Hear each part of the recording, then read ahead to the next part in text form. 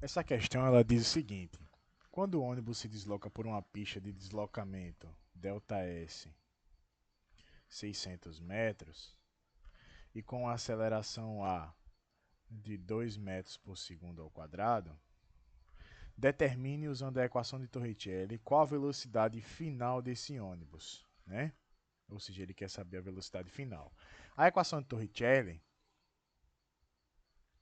ela é utilizada para problemas onde a gente não precisa utilizar o tempo que a gente chama de ΔT.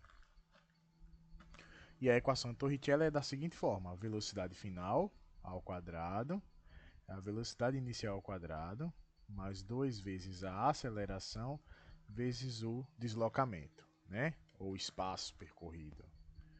E aí como é que a gente faz? Basta substituir.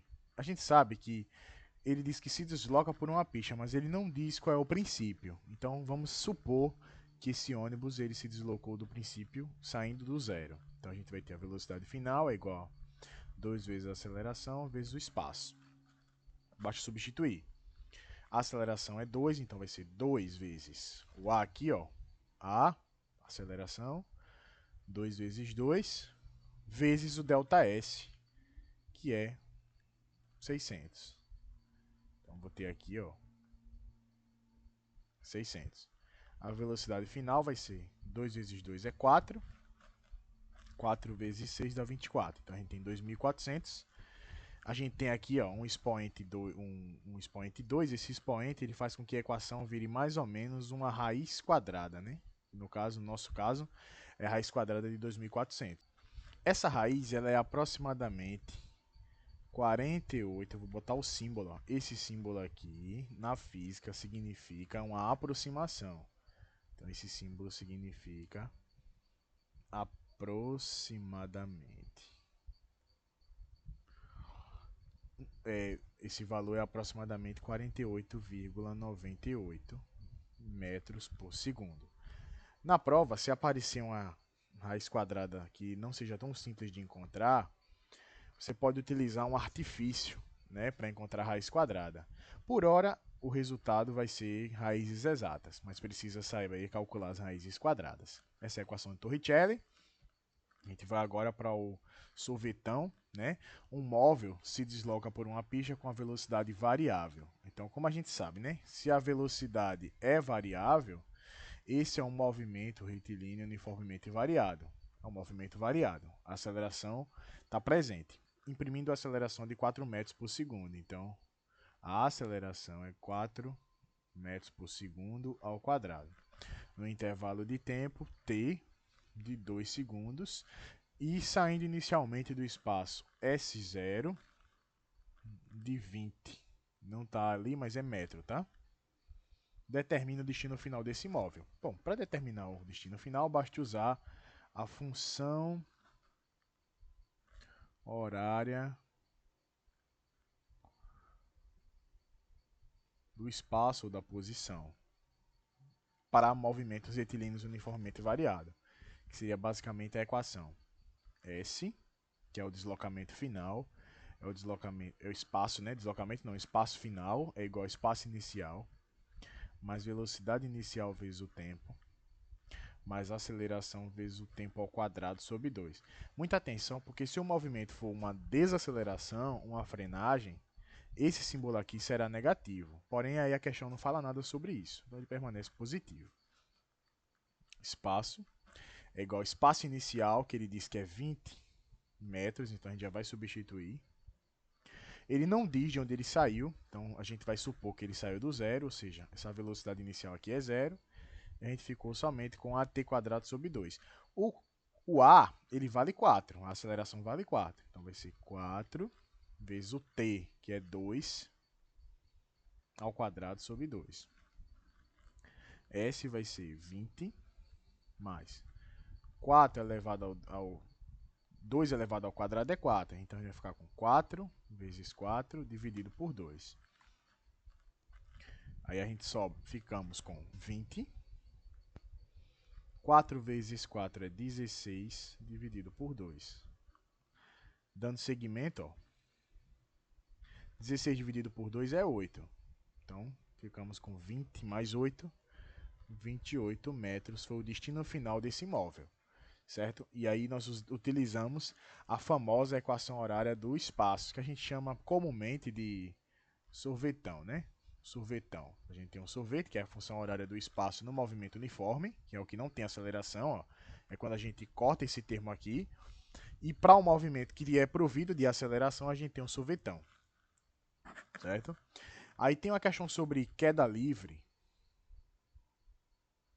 que diz o seguinte: no momento de limpeza de uma sacada de um prédio, uma senhora não percebeu que um pequeno vaso estava apoiado num estreito beiral.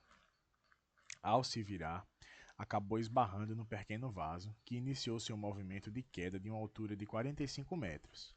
De imediato, ela deu um grito para uma pessoa que passava na calçada, tentando avisá-la do objeto em queda. Considerando a aceleração da gravidade 10 metros por segundo, determine o tempo de queda. Vamos lá.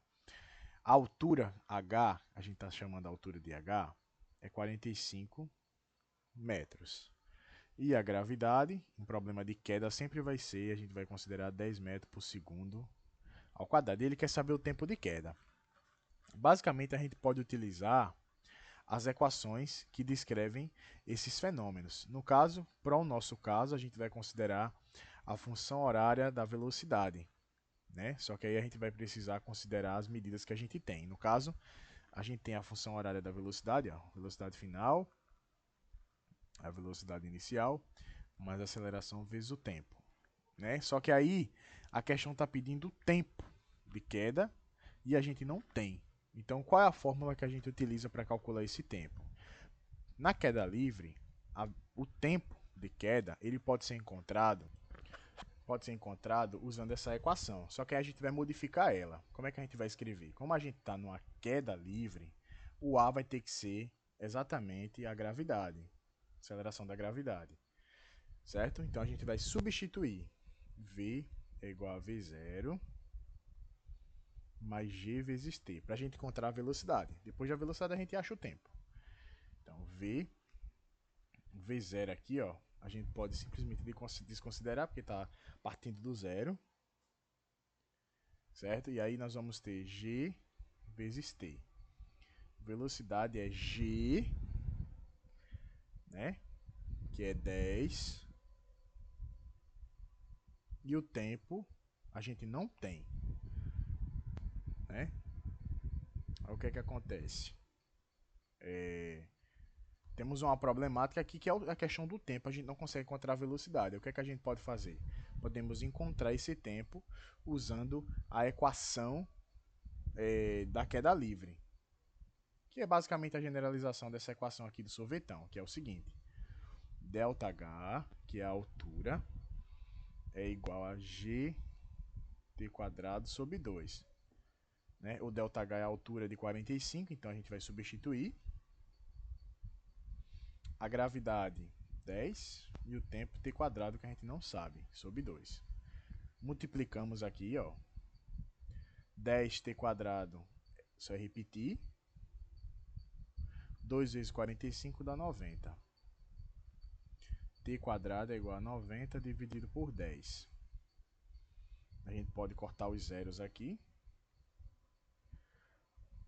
9 para 10, ó, a gente vai ter 9 dividido para 1 vai ser 9. E o t vai ser igual a raiz quadrada de 9, que é 3. Aí a gente já achou o tempo que a gente precisava. Esse t aqui equivale a 3. E a velocidade vai ser 10 vezes 3, 30 metros por segundo. Ou seja, a gente já achou. Ó.